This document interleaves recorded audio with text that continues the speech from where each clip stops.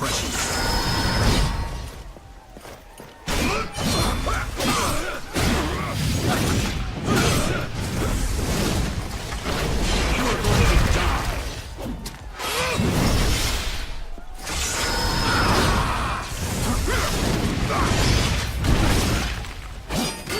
Die, monster! You don't belong in this world!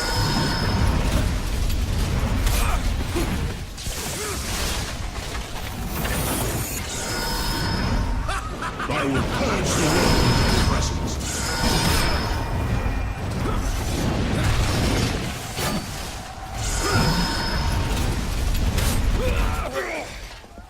Tonight will be your last, Prince of Darkness.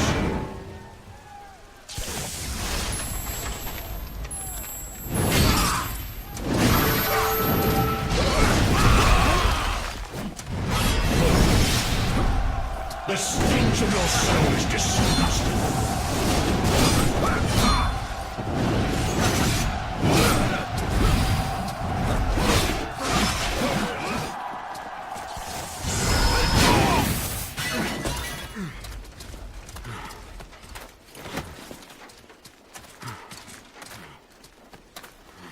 Christus vivit, Christus regnat, Christus ab omni malo te defendat, maledicti et excommunicati daimones, in virtute storum factorum Dei I was nomini. like you once.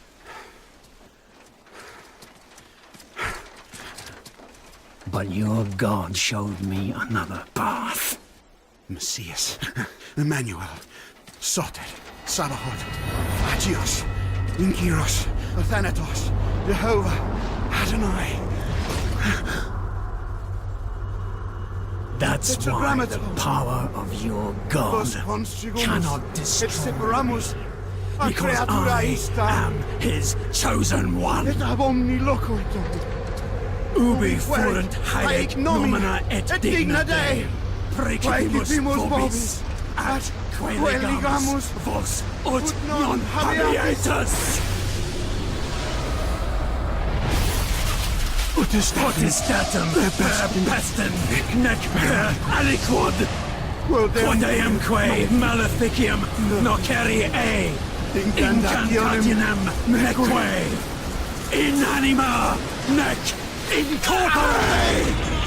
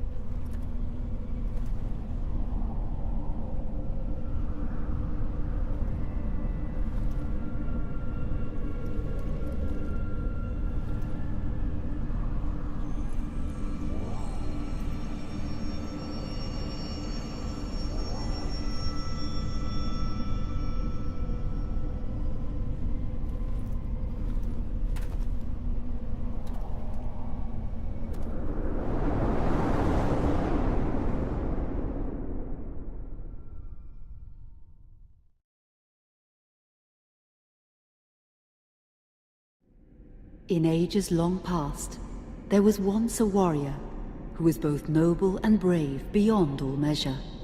His deeds of heroism and skill in combat were legend. His name was whispered within the hallowed halls of men for countless generations. Yet now his name is lost. Lost in the mists of time forever.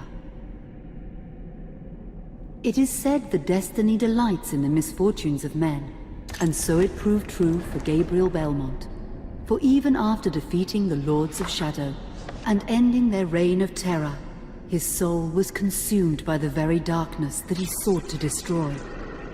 As that ancient prophecy foretold, whomsoever defeats the Lords of Shadow will sit upon their throne to rule as the Prince of Darkness. But before fate had played its hand, and unknown to Gabriel, his beloved wife, Marie, conceived a son by him.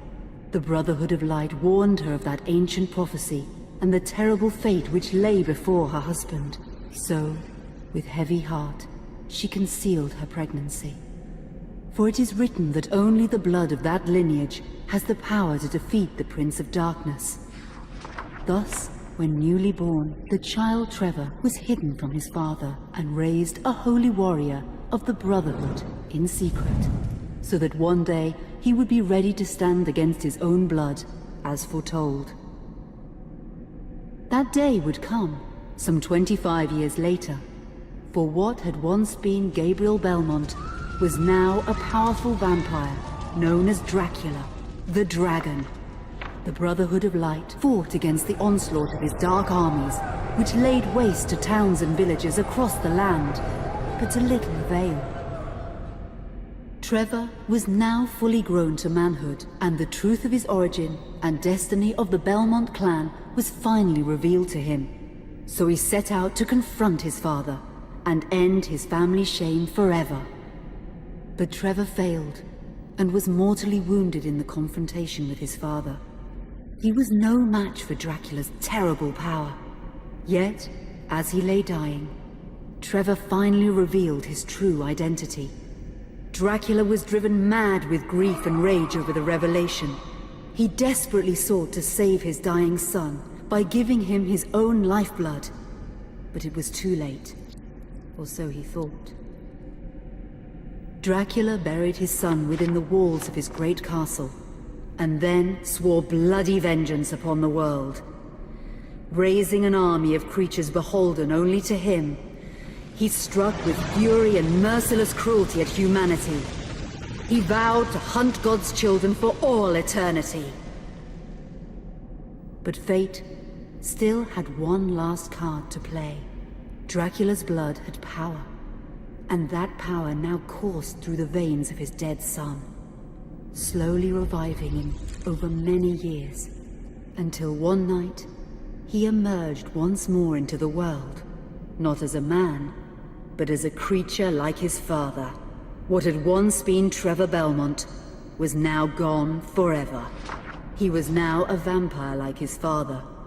Though he swore that he would not be like him, he would take the name Alucard. He would be a force for good, opposing his father's capacity for evil. In that very moment, Alucard swore to destroy Dracula. But fate had something else in mind. Meanwhile, Trevor's own son grew into a fearsome warrior with a reputation that far exceeded even that of his illustrious father. Simon Belmont knew little of his own lineage, nor his importance in the events to come. All he knew was that his mother had died at the hands of Dracula's minions when he was but an infant, and his father had been killed in single combat with Dracula. Found and raised by the people of White Mountains, Simon had but one purpose in life: to destroy Dracula for the murder of his parents. After years of training in the arts of war, Simon set off for Dracula's castle and a date with destiny. Once in the castle, Simon met Alucard, and knowing little of the true identity of his companion, joined forces with him. Blood bound them together, and fate took a hand once again, as finally they met their dreaded foe in mortal combat. Simon defeated Dracula with his whip, and yet Alucard sensed that all was not as it should be. Dracula would return.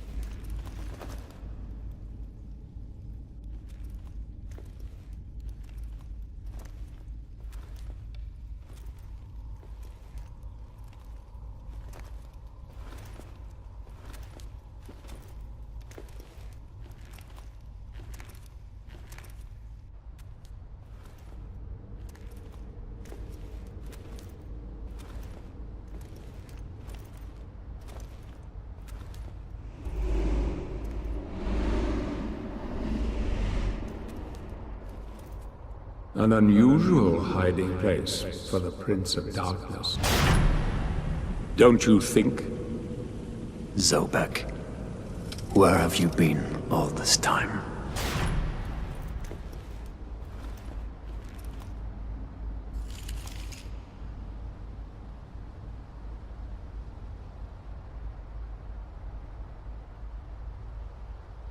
And what of you? Why have you been hiding all this time? Gabriel. Don't you dare call me that. Saint Dracula!